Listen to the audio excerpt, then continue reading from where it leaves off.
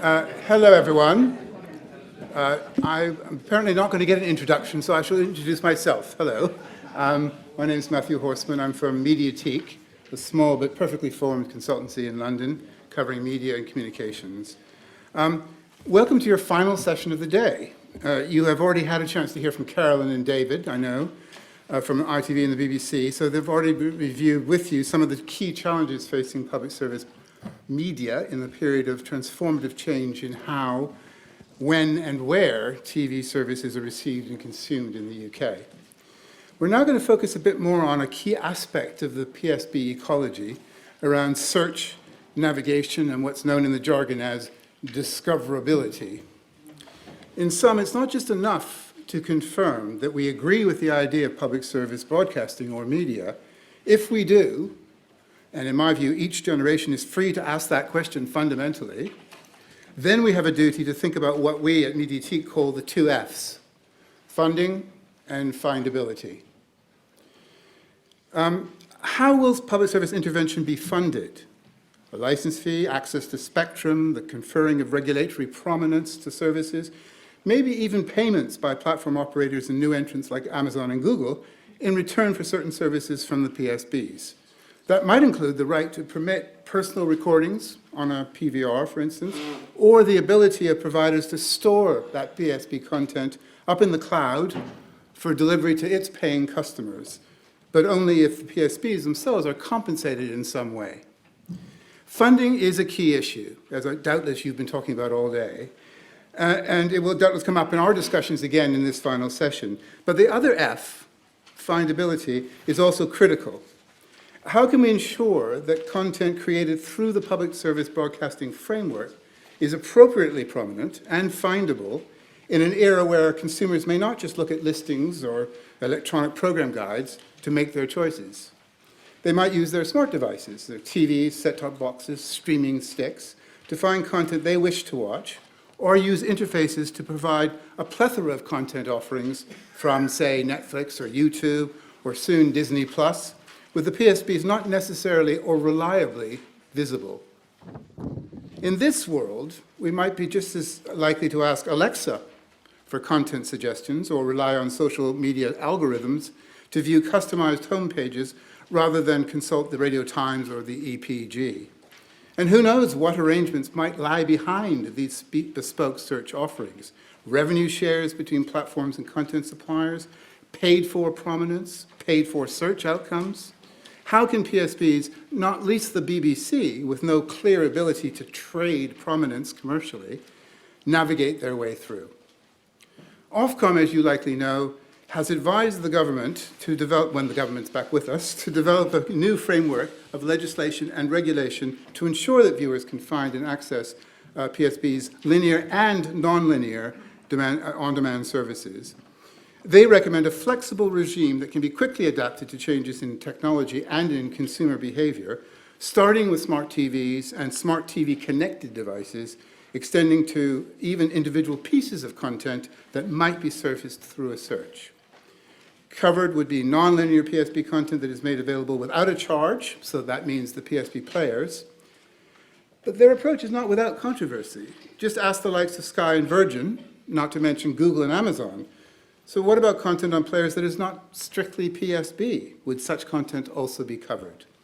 We will doubtless get into some of these complications during our discussions today. Joining us is Stephen Lord Gilbert, Chair of the House of Lords Committee on Communications and Digital, whose excellent report on the future of public service broadcasting, subtitled As Vital as Ever, was published just a few weeks ago. He'll share with us his and his committee's perspective on these key issues, with a focus, of course, on findability. From Channel 4, the very coal-face of public service media is Sophie Jones, Head of Corporate Relations at the corporation, who will lay out the issues from a practitioner's point of view. Her company has been at the very forefront of calls for changes to the prominence regime for PSBs. But first, however, and to set the scene, we are about to hear some very recent fascinating research on the crucial topic of how viewers currently look for and find content, and what this might mean for the regulation of access and prominence. I think you may find some of this quite surprising. Matt Hills is Professor of Media and Film at Huddersfield University, and he will reveal exclusively to this audience the results of the research in a presentation entitled Default TV. Over to you, Matt.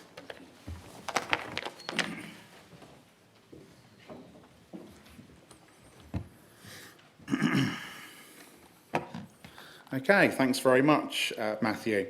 So this is work that is pretty much kind of hot off the presses, as it were.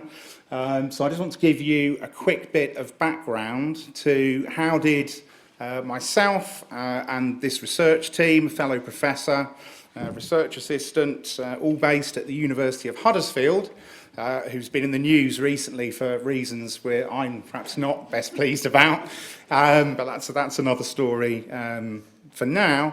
How do we come to be carrying out this new research, thinking about issues of discoverability, but also prominence? So the background to this was that we really started collaborating, working with Ofcom, in the wake of their recent, I think this was published in July, report into issues surrounding prominence. And that report was based on some excellent consultancy work done by MTM. So there's a number of kind of recommendations. MTM were kind of looking at the industry and use of interfaces, particularly kind of smart or connected TVs. And then Ofcom, through their review, had a number of vital recommendations.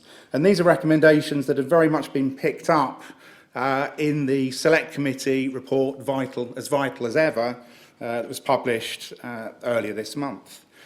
So the need for viewers to still be able to find PSB content easily on the home pages of connected TVs. PSB content should be given protected prominence within TV platforms. So we were interested in these issues, and we were collaborating with Ofcom, as I say, and we decided that what was missing from the previous work was a sense of empirical audience studies. So we actually wanted to find out more about audience behaviours. How are audiences negotiating what might be thought about as a kind of overwhelming kind of plenitude of on-demand options? How are audiences finding content, but also seeking to manage that process and filter content? So we followed a qualitative methodology. We tried this out and tried kind of interviewing people about how they found content, but their answers were quite vague. Because if you think about it, you're quite often on autopilot. You're not massively kind of conscious and reflecting on what you're doing. It's kind of routine. So when we asked people, they couldn't always tell us. So we decided to sit down in their homes with people and get them to show us, where we got much kind of richer data. So we did this in two stages. So the Ofcom report came out in July. We were working on this August, September. And we've just kind of had material transcribed, and we're just analysing it now, speaking to Ofcom next week, in fact.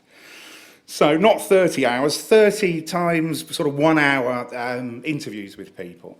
So I want to talk about three things briefly. Default TV, what we're calling default TV, the power of routine and habit, the idea that prominence means easy to find. It's a kind of quote from the House of Lords kind of Select Committee report, and we want to problematise that notion of ease. And then really surprisingly, we had people talking about Netflix as if they were public service TV, linking the values, the traditional values of PSB to Netflix as an enterprise. So these were all things that were very much unexpected from our point of view, and may be surprising to you as an audience now. So default TV suggests that the way prominence has been thought about thus far in industry and regulatory debates may have some limits.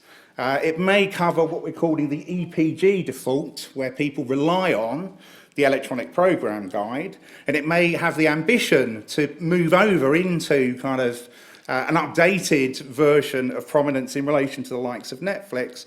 But there were other ways in which people defaulted to how they routinely use TV that I think challenge how we might think about issues around prominence. And those are the two in the middle, 3-digit default and 3-step default. So I'm going to introduce those to you briefly now. So default TV is really what the current prominence regulation is based around.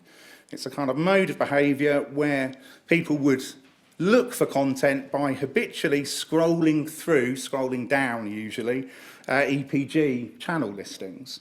So there was strong channel brand recognition. This type of search highly dependent on the EPG hierarchy. So the fact that BBC One would be Channel 1, that version of prominence kind of works in relation to this mode of audience behaviour. We found this was primarily associated with older participants. We had a mix of demographics, age, class, ethnicity, and gender in the group of 30 people that we interviewed.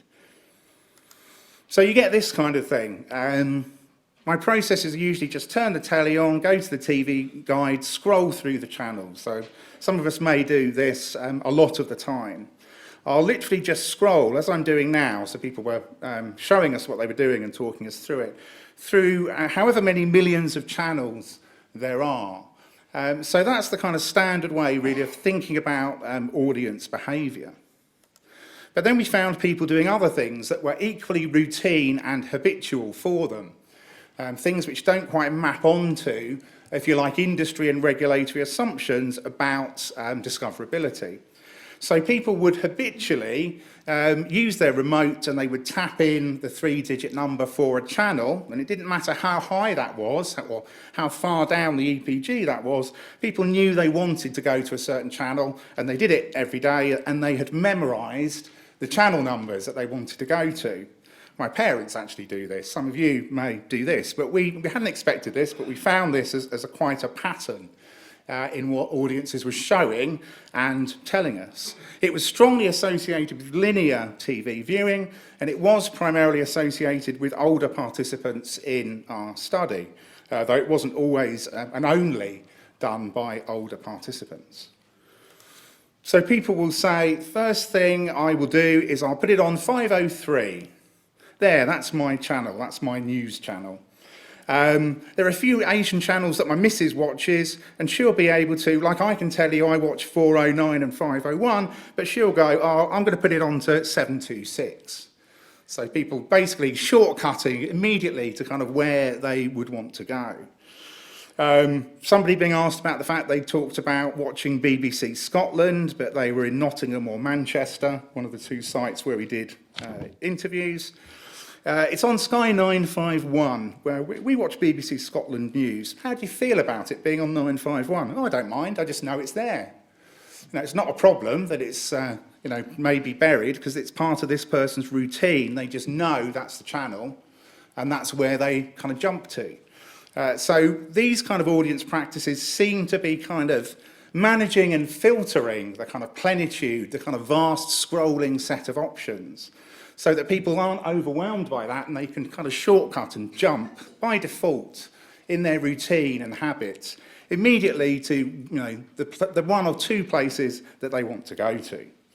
And then we also had not the 3 digits of the channel numbers, usually through Freeview, but not always. We also had the 3-step default. It wasn't always literally 3 steps, but it was of that order of magnitude. It might have been, a couple more.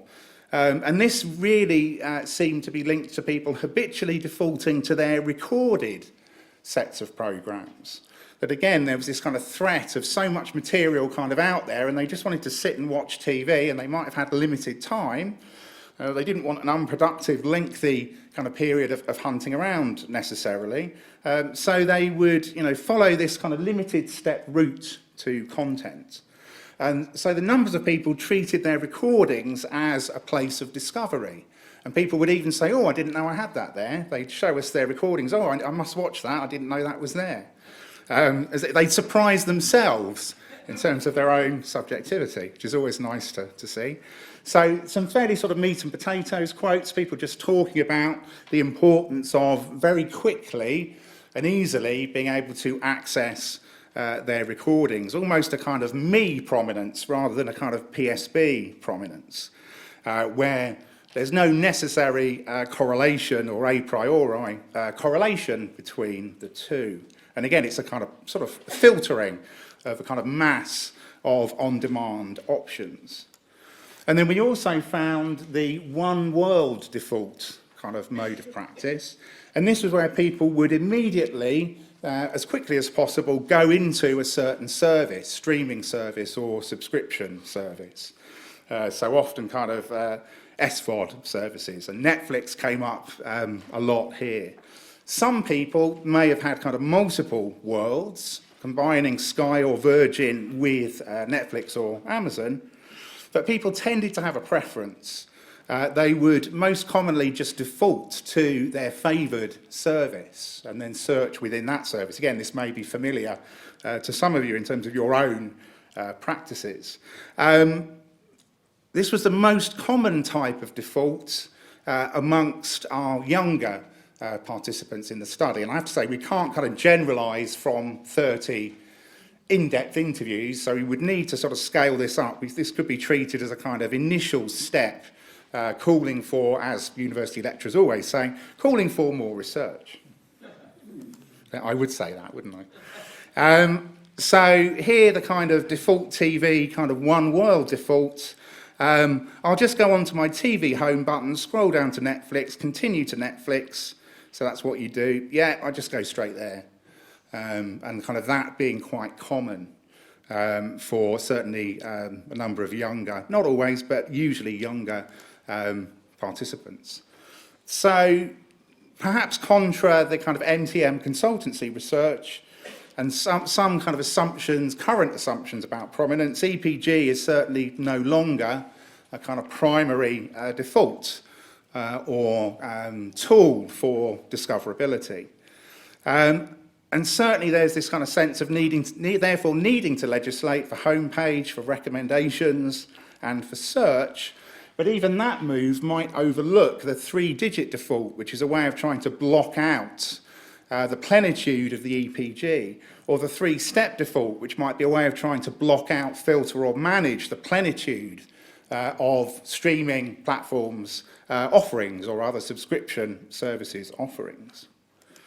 We also found this notion of easy to find needed to be problematised. We're very au fait with the idea of a kind of fragmented audience in terms of moving from linear to non-linear TV. But here we found fragmented, multiple, highly differential practices of ease. So to say we've got to make things easy to find in terms of PSB, what would that mean if we've got very different versions of what counts as easy? So for some participants, they would consult IMDb, they'd look at rankings on Rotten Tomatoes, they would try to get an objective, in scare quotes, sense of what they might want to watch next. They wouldn't want to be swayed by advertising. They had a sense of making an independent judgment informed by other people's tastes that have been aggregated. They would consult expert resources.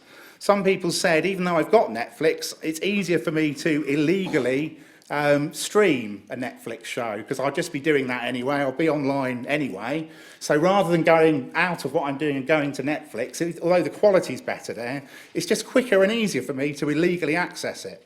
They're already paying for the service. So, it's a very odd kind of thing that, again, we didn't expect. So you get these kind of things, people talking about streaming programs they can't access in other ways. I go to somethingveryobscure.com and search for what I'm trying to find in terms of free streaming, and then I go with whichever website turns up where I don't have to sign up and all that stuff. And then we have the person who was accessing stuff through looking at kind of rankings and ratings online, researching an informed decision in that sense. So what we expect to be difficult might be easy for some, and the reverse is true.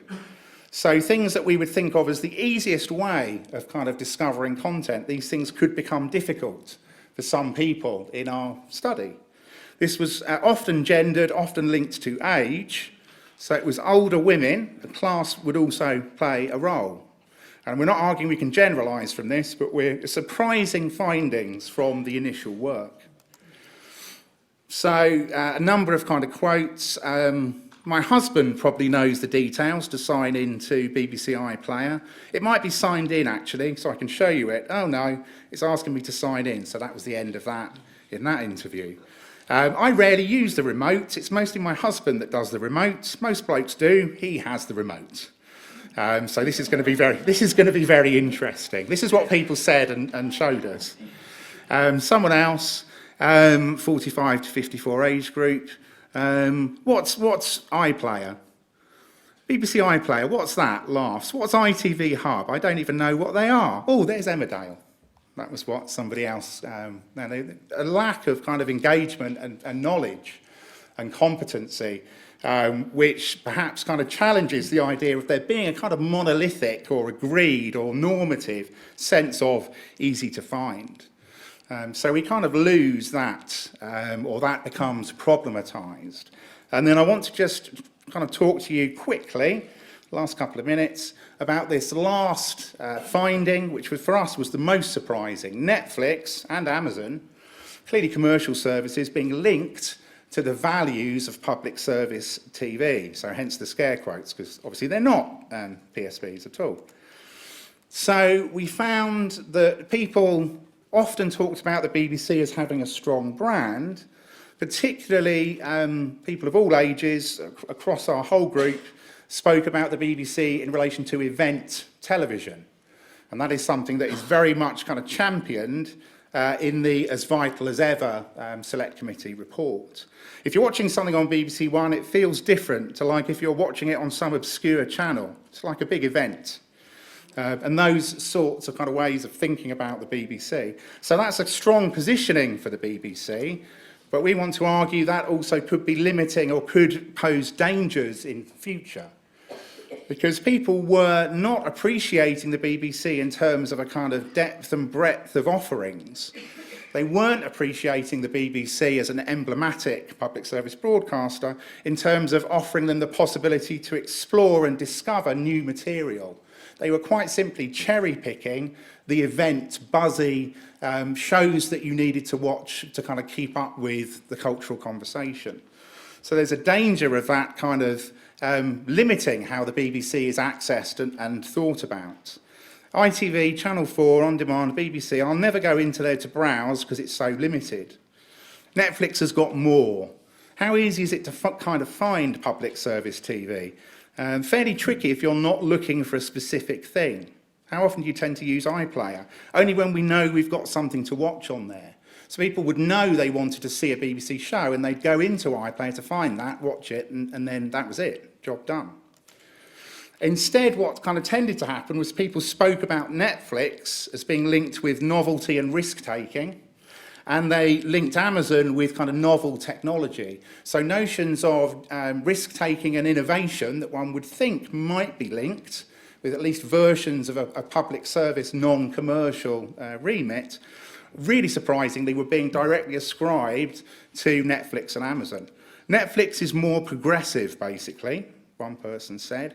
Amazon's better for new stuff, said Thomas, who loved Alexa. And kind of accessed everything on Amazon kind of through that. And so, you know, almost an inversion in certain ways of what we might expect. I think the BBC just doesn't take enough risks with its content, whereas Netflix can because, here we go, it's independently supported. This would not be a kind of standard understanding of perhaps the kind of media ecology. Whereas the BBC is run by like licence fees and everything like that. This was a younger participant, and also government funding, so they don't want to risk things. So and this actually is reflected, again, in the kind of select committee report, where people talk about the BBC as being kind of pale and stale.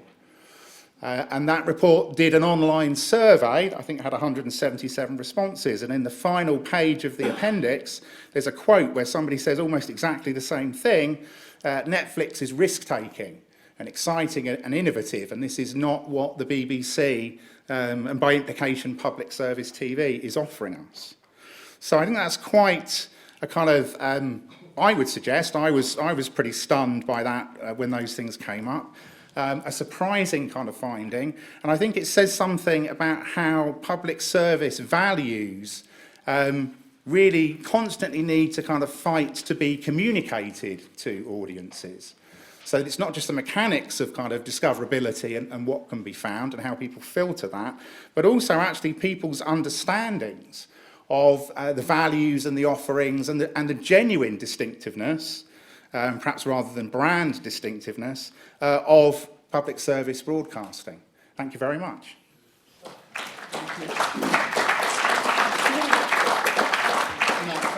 Join that group there, and if you two can come up and leave me the seat at the end. Okay.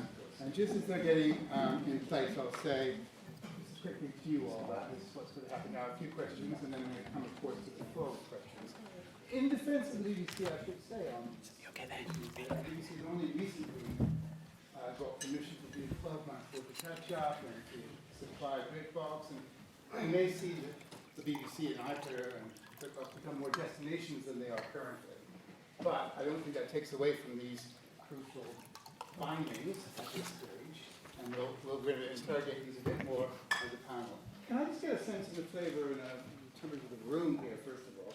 Can I just ask how many people here have a smart TV or a connected smart device connected to their TVs? That's pretty much, that's all. Hands down again. How many people have Netflix? Okay. That is actually about the national average, because you know that Netflix is in around 44% of homes. It's not 100%. Don't think it's even going to go to 100%. It's about 44%. So one of the questions we'll have in a bit is to sort of think about how we upgrade this work to a truly national perspective. And how many people used iPlayer on the TV, so a connected device version of iPlayer, at least once in the last week? Once in the last week. Okay, so that's quite a few as well. Interesting in this crowd. I'm going to come and join the panel, and I'm going to ask first Stephen, Lord Gilbert, and then Sophie. I'm happy for, I want you to expand a little bit on some of these issues. Take your time in the first question. But I was just thinking, Stephen, your committee does support Ofcom's approach to prominence and non-linear prominence in very specific terms in the report. Having heard from Matt today, would you now want that change, that advice to be somewhat changed, or reflect some of the things that Matt has come up with? And more generally, could you talk about, dare I say, the future of PSB in regard for these things? Absolutely, Chair. Well, thank you very much. Thank you to the VLV, who've done, I think, done a great job today, and were also very good witnesses to our inquiry, together with a number of other people in this room who contributed a great deal of evidence to our inquiry. I'll answer your question. Perhaps I just briefly put the inquiry, which I'm going to talk about, into the context of the work of the committee. The committee is the Digital and Communications Committee in the House of Lords, and the reason that I'm very passionate about the committee, actually, I think it is really, really well placed in terms of the future of our economy. In the post-AI world, where professions are being hollowed out, the creative industries are absolutely at the heart of the future of our country, economically and socially. And our remit to look at the emerging digital economy, the rapidly growing digital economy, and the creative industries seems to be in a very, very interesting area of public policy, as those industries are really critically significant. They bring a range of other really important issues too. Access and diversity is a real challenge right across the creative industries.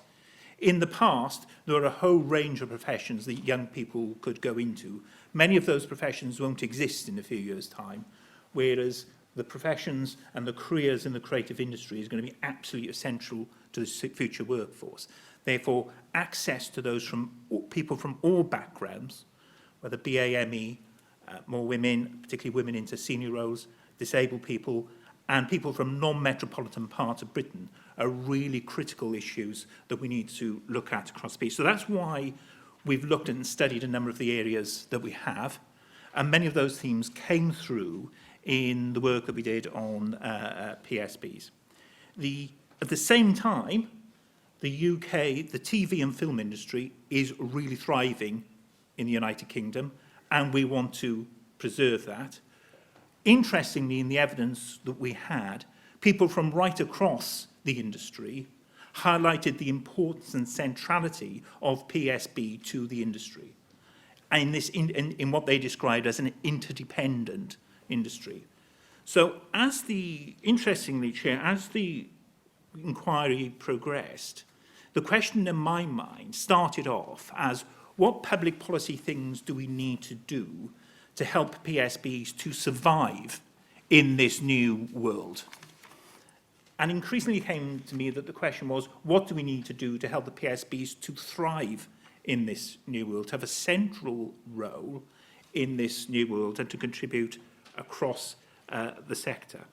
And we looked at a number of the issues that were highlighted in the presentation, the very interesting presentation we just had, and today. The importance of risk-taking, the importance of access and inclusion in the industry, the issues around regulation, clearly around funding, about issues for Ofcom, but I also think for government, about commercial and competition issues in the changing industry, around retransmission fees, for example, around terms of trade, and also whether we ought to be encouraging our PSBs to work more together to build UK tech solutions and create leading UK solutions to the future, rather than having them working separately from each other, and whether there need to be public policy solutions to help achieve that. That's not to say I'm not worried about the future of PSBs. I am. I think all of our PSBs have challenges. For the BBC, I echo the Ofcom challenge, which is unless it can attract young and BAME and diverse audiences, it will find it difficult to justify a universal licence fee in the future, and much work needs to be done in that area. For ITV, I think Caroline touched on it earlier today, as the commercial pressures around ITV build, and unless we do find solutions around prominence and other commercial issues, it may be a totally rational commercial approach for ITV to walk away from its PSB obligations. I think that's something that we should bear in mind. And for Channel 4, I think there is a problem, which in this world, from time to time, all major players are going to have to make massive capital investment to achieve strategic advances to keep up. And I think for Channel 4, how you access capital, I think is a real challenge. Back to your question, Chair. Prominence. I mean, it is at the heart of it. Caroline mentioned this morning, David mentioned this morning, it's come through in questions. And it is incredibly complicated. What I think is the first thing is most important is we just get on with it. We don't commission another pile of series of reviews. Ofcom is working on it. They're informed in part by the evidence that you've given us, and no doubt they will ask for more research, and you will recommend more research. But I think we've got to come to a point where we make a decision. And I think Ofcom and government, when we have a new Secretary of State, have got to sit down very quickly and work out what those solutions are. And we know that they're incredibly complicated. I am sure that we need a pretty clear, radical solution on smart TVs that just answers the question immediately, which puts an obligation on smart TV manufacturers. For me, the really interesting one is search. What do you do about prominence in search? It's increasingly difficult. And if search becomes ever more important in the way people access content, I think we probably haven't got the answers yet. And I think that's an important piece of work. So do I think Ofcom should be changing the approach? No, I think they should be getting on with it with the government. And the one thing above all else I think that the industry needs is a really committed, passionate Secretary of State who wants to do this job, not as a stepping stone to another job in government, because it is absolutely critical to the future of our economy and society in the future. Could I ask, I will ask, Stephen, if you don't mind, one quick question before we come to Sophie to follow up that. Do you think that provided Ofcom goes down the route of principles and flexibility, that in a sense, not to take away from future research work that will come Matt's way, that they could get on with it? Yes, and I think, look, principle regulation, I think, is definitely the way forward. There is no time for old-fashioned statutory legislation, passing a bit of legislation, creating some guidelines, consulting on them. I think principle regulation, with a caveat that there has to be some sort of democratic oversight of it. And in a previous report, we have said that Parliament must have a role in holding regulators to account, not for individual regulatory issues, but for creating a framework, asserting societal values and hearing from the regulators about what they're doing, so that the regulators have got, to be fair to them, some sense of priority as to what they should be addressing. I know, Sophie, you're going to remind us in your opening comments visually a bit what it's all about, which is nice. We'll have a little bit of tape, always like a tape, at a media conference. But can I ask the question, do you think Channel 4, and I think Stephen alluded to this, is very much in the firing line when it comes to these changes, particularly weighted towards younger demographics and younger behaviors? Are you particularly going to be challenged in the short to medium term? And does that pose a particular threat to Channel 4? I think we've heard throughout today, and I think this morning was a really fascinating exposition by both BBC and ITV of the challenges. And I think we all as PSBs agree that there is a challenge posed by the degree of new competition that we are facing. Channel 4 has always found itself at the forefront of those competitive challenges because we have always been a public service broadcaster, modelled in a very particular way as this not-for-profit, commercially funded public service broadcaster. We've always had a remit and a very special relationship with younger audiences who have always moved faster than other parts of the audience. So to that extent, this is sort of just the next turn of what has always been the same for us. But just like colleagues this morning, we are obviously facing a moment of increased competition and the challenge that comes with that. That said, we can talk about prominence and absolutely echo everything that's been said today. But the job of work is also for us to find our own ways of innovating through that, developing services, ensuring we take the right content, market that content appropriately to reach those audiences, whether they're young or the particularly diverse audiences we serve. So we are working really hard and with a strategy that has digital and youth sat right in the middle of them alongside diversity. Those are the three things that Alex, my CEO, has put at the very top of our list of priority things to do, because that is the role that we're here to play. As you said, I thought it's only nice at a TV conference to maybe see a bit of TV. There hasn't been much of that today, so if you'll indulge me, I'll just show a short show reel of some recent stuff on Channel 4, but I will loop it back to the young people's part of that question and just bring out a few examples from it. So if you could play the tape, as we like to old-fashioned call it. So cool. Ignition sequence starts. 6, 5, 4, 3, 2, 1.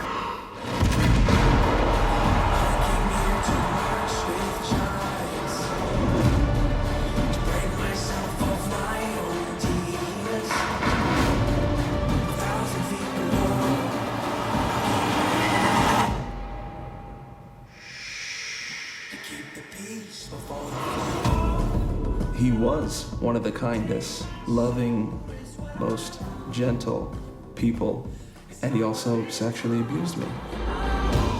What kind of human being fucking does that to a child? Jay Goody was the first real sacrifice of reality television. This is going from nothing to everything. I don't belong here in my country. You're sorely mistaken. Welcome to the world of homeless people. Just had a head kicked in. Absolutely nuts. Well, you're telling me how to treat my missus now, right? This isn't what love should feel like, Alan. My clitoris was removed. They stitched it all the way down. I don't care whether all women get to the end or all men. I don't care if no one gets to the end. Make some noise one time. Freddie. Okay. What? Oh, connection. This is Britain's next peer. Everyone knows who won, Let's take back control. but not everyone knows how. Girls, we've got to have this attitude where we're meant to be sort of humble and quiet and modest. Well, fuck that, Jane Austen is dead and buried. That was quick. Did you wash your hands? No, I didn't need to. Look, girls, I know how much you were looking forward to seeing this and that. Take that. But there'll be other concerts. No, there won't. I hate my life. Well, that must be very disappointing for him. Extremely. That ending was really similar to Game of Thrones. Yeah, rubbish. It's not going to stop. Once I set my mind to something, I like to see it through. We choose to do the other thing, not because they are easy, but because they are hard. This is our county and our kids' lives at stake. One of the finest games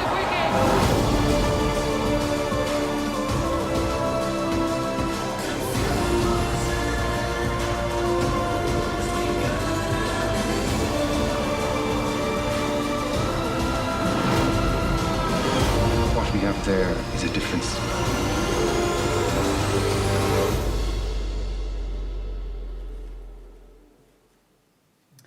So I thought I'd just pull out three things there that I think sort of exemplify what we as Channel 4 do that is different to what the newer players are offering, and a couple of examples that are really young related to your question, Matthew. The first is, you saw there it ended on the new list of where Channel 4 now has offices across the country. This time last year, we'd have been essentially a London-based broadcaster. We now have a Leeds-based national HQ and 2 new creative hubs in Glasgow and Bristol. And that, I think, speaks to something we are really distinctively doing, which is putting ourselves around the country in a different way to enable our ability to support production right around the UK, to increase representation on screen, and to give opportunity to a whole new generation of talent that wouldn't otherwise be able to come and forge their careers in London. And that's a really special and central part of what we're doing. The second one I pull out, and you may not have seen it, but The Circle, which was a really innovative format that we launched last year. And it's kind of public service broadcasting in an entertaining format. Very young focus, it massively overskewed for young audiences. And it's an entertainment format that's really about exploring the issues of online identity, which for young generations, we've talked all day about how young people are spending their time on different platforms. That show is so insightful into how people spend and live their lives in an online way. No one else is doing that, and I think one of the points about Netflix particularly is we can't kid ourselves that just because they're doing loads of amazing glossy stuff, and it is incredible, we all love it and watch it, as we saw the number of hands go up in this room, but it is largely very high production, scripted, and actually the role of public service broadcasters to invest in other formats, and where we do still absolutely lead the way in risk-taking and innovating in new formats, and the rest of the world still comes to the UK to snap up those formats and ideas that are largely still generated by the PSBs. And the last one there is Channel 4 News, which, again, to touch on some of the themes this morning, I think our investment in journalism and things like the Cambridge Analytica story, as well as, Brexit, if it's good for one thing, it seems to be news viewing. Our audiences for Channel 4 News are up. And on social media, we have had 1 billion views of Channel 4 News this year alone. We've got 10 million social media followers, and that's half of them being on Facebook are the younger generation. So we are absolutely serving a need there. So I would just echo everything that's been said by Lord Gilbert and by colleagues this morning, that the really important thing we have to crack here is ensuring we get that content to audiences where they are and where they will find it. That is important culturally and socially in ensuring people access it, and it's important in sustaining our ongoing ability, particularly because we're commercially funded, to be able to fund that kind of content. So I would absolutely echo that urgency that we need to get on with it. There may be some timing issues against you, though, because as you point out, Netflix is what characterizes Netflix is that high-end scripted drama, particularly until quite recently, mostly sci-fi and thriller. That's not so much the case in the current crop of things that they're up to and commissioning, and they're becoming more like broadcasters over time than they were. They're starting to move into more aggressively comedy, high-end documentary, factual, fact, and all the different categories that in fact are the sweet spot, I think, of the PSB. So I would worry that right now you do add to breadth and depth, but they're kind of catching up, aren't they, Sophie? I mean, look, they are spending huge amounts of money and they're making some great things. I think there is a whole load of stuff that is very domestically focused, and I don't want to be parochial about it, but I think there is an absolute point of difference in the audience that they are trying to serve. We are absolutely, as PSBs and Channel 4, dedicated on making content that has a resonance and a relevance in this country for audiences here. If that goes on to have a kind of global currency, that's all great. But for us, as the commissioning part of Channel 4, that is the job we're trying to do, is get culturally relevant and resonant content to audiences, and to do it that is universally available and everybody can watch. And that is another really important point of difference in this. Our ability to reach those audiences goes hand in hand with the call on prominence, which is we want to be available in every household for everybody to be able to watch in a completely egalitarian way. We need to be prominent in order to be able to do that. And for at least a core of your services, if not everything you do. Absolutely, though there is a tension here in this debate, which is our incentive is to invest in delivering our remit and to make that content available to everybody in the United Kingdom. That, as we heard earlier, that goes hand in hand with its status as a public service broadcaster. But we have to do it in balance with a model and a relationship with platforms that fairly recognises the value that we bring to audiences and recompenses audience in return by ensuring that content that is valuable to them gets to them. Because some of the ability of yours to fund content is based on that declining TV advertising model, which is being disrupted by these very new entrants who have come into the market. Yeah, and I mean, I think, and there, the new entrants are less the Netflixes. I mean, essentially Netflix is a content provider. It's more the platforms. It's the Googles, the Amazons, the Facebooks, where, we are absolutely having to evolve our business model.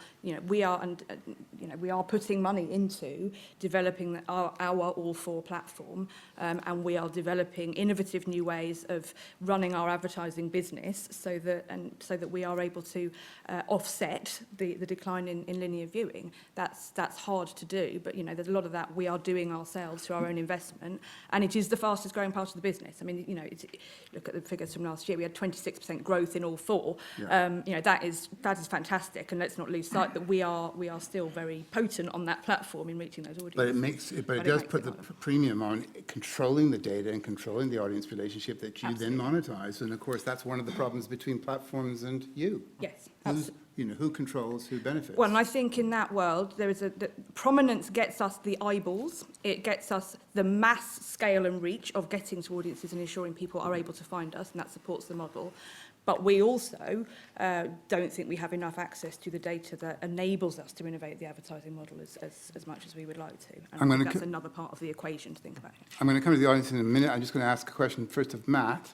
Do you think that if the PSBs bulked up, joined forces, a bit like Stephen was saying, jointly together, they could sort of become a PSP Netflix destination and be prominently displayed almost by default in people's homes? Does that make sense? So I can see, there's been quite, in terms of kind of press commentary, and again, kind of press commentary from sections of the press you'd think would support something like BritBox. I've kind of encountered, sort of some critiques of that, in the sense that I think it is an essential move. I think that ambition is a kind of vital one, but there's a danger that even if there's a kind of pooling of kind of energies and resources, that doesn't look like the innovation. It doesn't look like novelty. It looks like being derivative, and it looks like being a follower.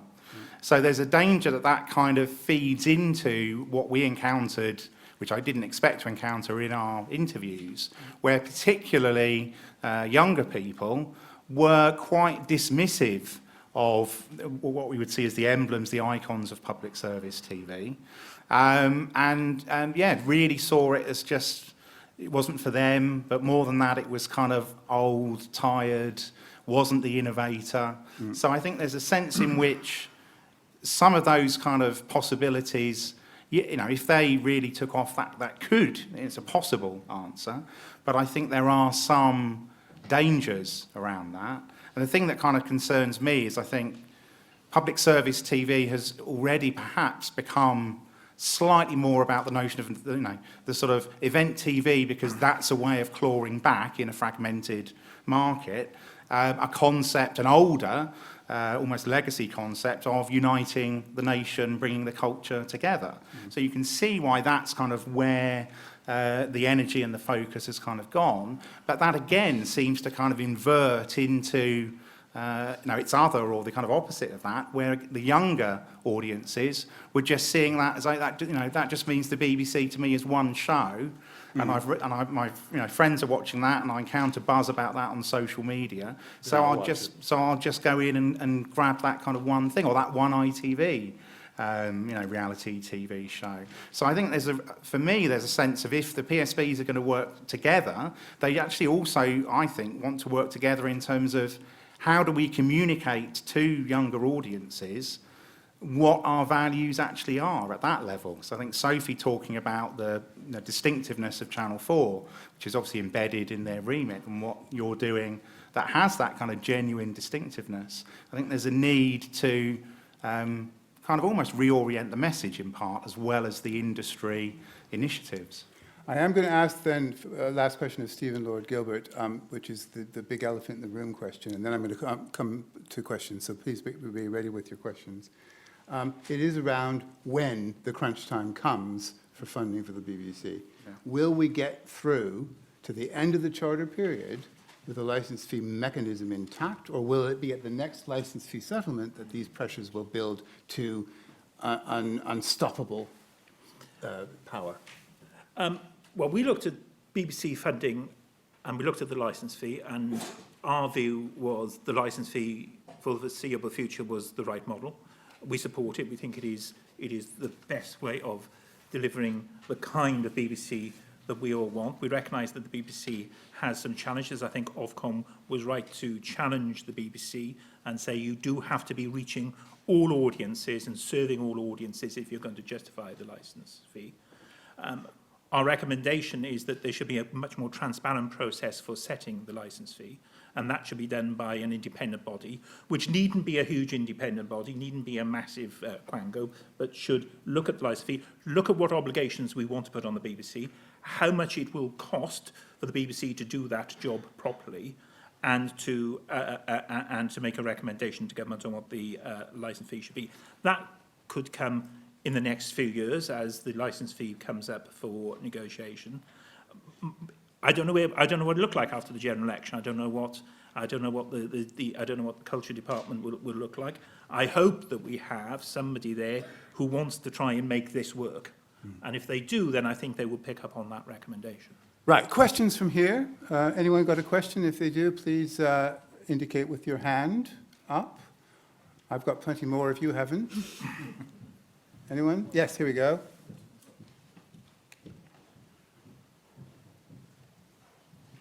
Sorry, I'm going to stand up to see you. Hello. Chris Monteshead. I was very interested in your research, which reminded me of David Morley's work about 30 years ago on how people actually watch television rather than separate programs.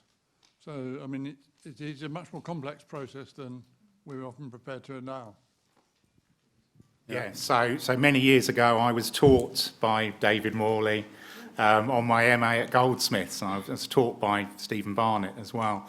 So, no, you're absolutely right. There is a certain tradition which I would hope would also kind of feed into, perhaps more strongly than it sometimes does, into some of these kind of concerns. The Select Committee report draws on data from a number of visits. So they spoke to a group of students.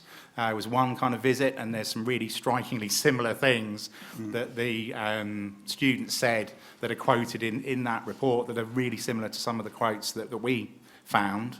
And you had the online survey with 177 responses. But even, just as I would say from 30 qualitative interviews, exactly the same thing is said in the Select Committee report. There isn't kind of representative generalisable data.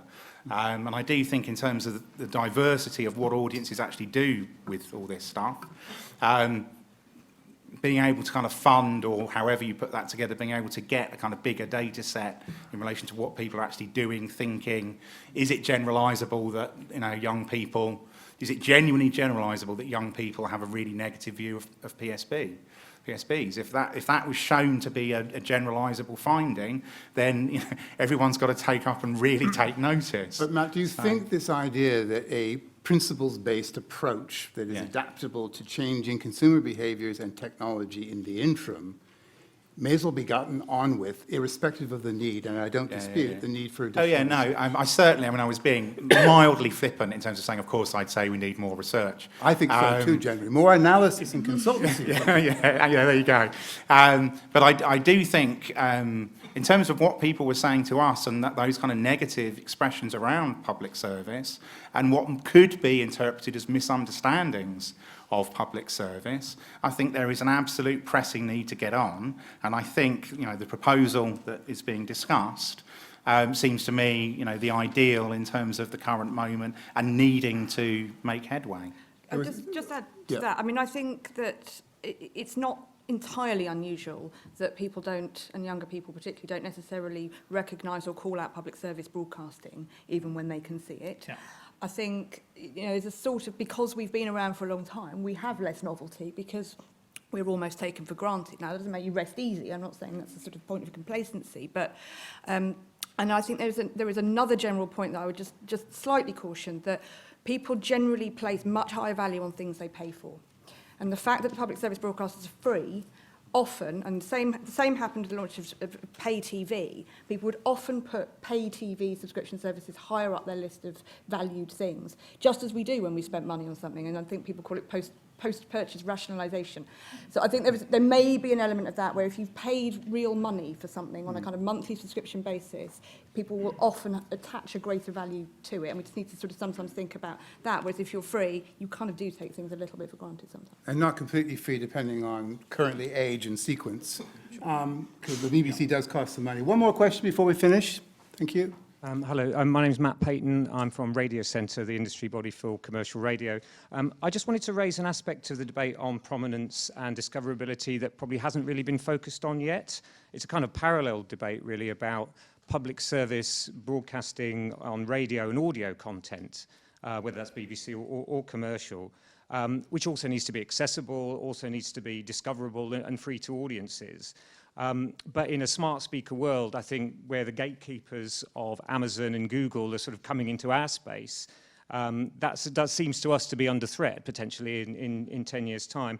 And while I absolutely accept what the panel are saying about Ofcom getting on with moving forward with its regime with audiovisual, I just wondered what you thought about whether there's sufficient flexibility within those proposals to apply similar principles to radio and audio, whether either as part of this process at the moment or certainly in the future. Let me put that, Stephen, to you. Yeah, I think it's really important. Is the point I was making about search and the difficulty of getting prominence into search. The only way that you can get prominence into search is to bias an algorithm. And that brings quite a lot of issues with it. Now, that's not to say the broadcasters can't do a deal, which in the case of Amazon Echo, I think the BBC have done a deal with Amazon to get the BBC News and BBC radio stations prominent in voice search on Amazon, and I don't know whether that's a commercial deal or not. But I think it is a really important question, which I think needs to be part of the remit. But it is complicated, and having biased algorithms is a problem in itself, because you are actually pointing people at stuff they are not looking for if you're not careful. And I think there needs to be some debate about algorithmic search before we move on. Last word, Sophie?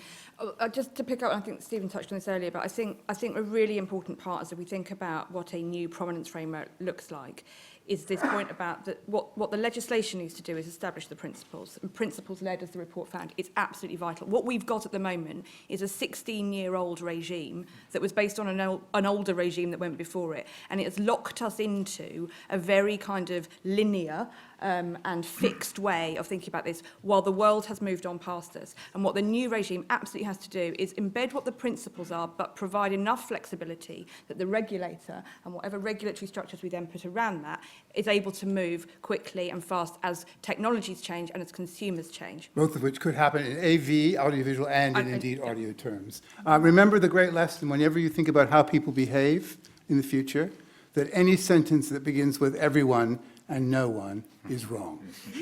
Thank you very much to this wonderful panel, and thank you for your attention all day. And I think coffee is served. Thank you.